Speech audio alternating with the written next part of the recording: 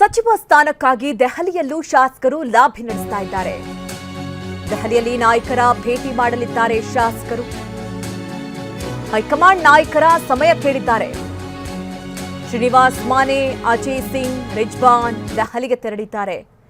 ಯುವ ಮುಖಗಳಿಗೆ ಮಣೆ ಹಾಕುವಂತೆ ಕೃಷ್ಣ ಬೈರೇಗೌಡರು ಕೂಡ ಒತ್ತಡವನ್ನ ಹೇರ್ತಾ ಇದ್ದಾರೆ.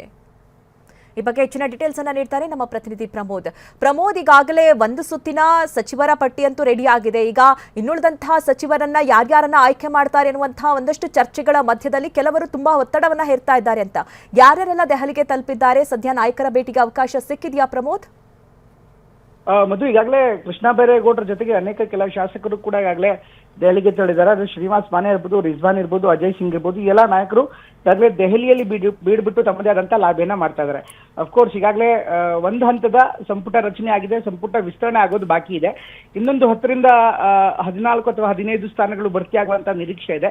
ಈ ಹಿನ್ನೆಲೆಯಲ್ಲಿ ಎಲ್ಲಾ ಶಾಸಕರು ಕೂಡ ಲಾಭಿ ಮಾಡ್ತಾ ಇದ್ದಾರೆ.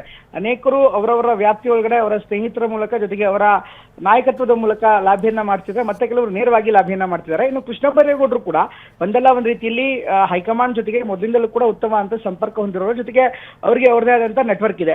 ಇನ್ನು ಶ್ರೀನಿವಾಸ್ ಮಾನೆ ಇರ್ಬೋದು, ಅಜಯ್ ಸಿಂಗ್ ಇರ್ಬೋದು, ಅದೇ ರೀತಿ ರಿಜ್ವಾನ್ ಅರ್ಷದ್ ಇರ್ಬೋದು, ಅವರೆಲ್ಲರೂ ಕೂಡ ಮೊದಲಿಂದಲೂ ಕೂಡ ಕೃಷ್ಣ ಬೈರೇಗೌಡರ ಜೊತೆಗೆ ಗುರುತಿಸಿಕೊಂಡಿರುವಂತವ್ರು. ಹೀಗಾಗಿ ಎಲ್ಲ ಬೆಳವಣಿಗೆಗಳನ್ನ ಗಮನಿಸ್ತಾರೆ. ಕೃಷ್ಣ ಬೈರೇಗೌಡರು ಜೊತೆಗೆ ಈ ಎಲ್ಲಾ ಶಾಸಕರು ಕೂಡ ದೆಹಲಿಯಲ್ಲೇ ಬಿಟ್ಬಿಟ್ಟಿದ್ದಾರೆ. ವೆರಿ ಇಂಪಾರ್ಟೆಂಟ್ಲಿ ಅಜಯ್ ಸಿಂಗ್ ಸಾಕಷ್ಟು ದೊಡ್ಡ ಪ್ರಯತ್ನವನ್ನ ಮಾಡ್ತಾ ಇದ್ದಾರೆ ಈ ಬಾರಿ ಸಂಪುಟ ಸೇರ್ಪಡೆಗೆ. ಅದೇ ರೀತಿ ರಿಜ್ವಾನ್ ಕೂಡ ಸಾಕಷ್ಟು ಪ್ರಯತ್ನವನ್ನ ಮಾಡ್ತಾ ಇದ್ದಾರೆ. ಹಾಗೇನೆ ಶ್ರೀನಿವಾಸ್ ಮಾನೆ ಮರಾಠ ಕೋಟಾದಡಿ ಸಂಪುಟಕ್ಕೆ ಬರುವಂತ ನಿಟ್ಟಿನಲ್ಲಿ ಪ್ರಯತ್ನವನ್ನ ಮಾಡ್ತಿದ್ದಾರೆ. ಹೀಗಾಗಿ ಈ ಬಾರಿಯ ಒಂದು ಸಂಪುಟ ಏನಿರುತ್ತೆ ಹೆಚ್ಚಾಗಿ ಯುವ ಮುಖಗಳಿಗೆ ಅವಕಾಶ ಇರುತ್ತೆ ಅಂತ ಒಂದು ನಿರೀಕ್ಷೆ ಇಡಲಾಗಿದೆ. ಕಳೆದ ಸಂಪುಟದಲ್ಲಿ ಅಂದ್ರೆ ಈಗಾಗಲೇ ಆಗಿರುವಂತಹ ಸಂಪುಟದಲ್ಲಿ ಹಿರಿಯರಿಗೆ ಅವಕಾಶ ಕೊಡಲಾಗಿದೆ. ಹೀಗಾಗಿ ಮುಂದೆ ಬರುವಂತಹ 15 ಜನ ಏನಿರ್ತಾರೆ ಅವರು ಹೆಚ್ಚಾಗಿ ಹೊಸ ಮುಖಗಳು ಇರ್ತಾರೆ ಅನ್ನುವಂತ ಒಂದು ನಿರೀಕ್ಷೆ ಇದೆ. ಈ ಕಾರಣಕ್ಕೋಸ್ಕರ ಎಲ್ಲಾ ನಾಯಕರಿಗೆ ಅವಕಾಶ ಸಿಗತ್ತೆ ಅನ್ನುವಂತ ಕಾರಣಕ್ಕೋಸ್ಕರ ದೆಹಲಿಯಲ್ಲಿ ಲಾಭಿಯನ್ನ ಮಾಡಲಾಗ್ತಾ ಇದೆ. Madhu Nagaraj. Okay Pramod, thank you ನಿಮ್ಮೆಲ್ಲ ಡೀಟೇಲ್ಸ್ಗಾಗಿ.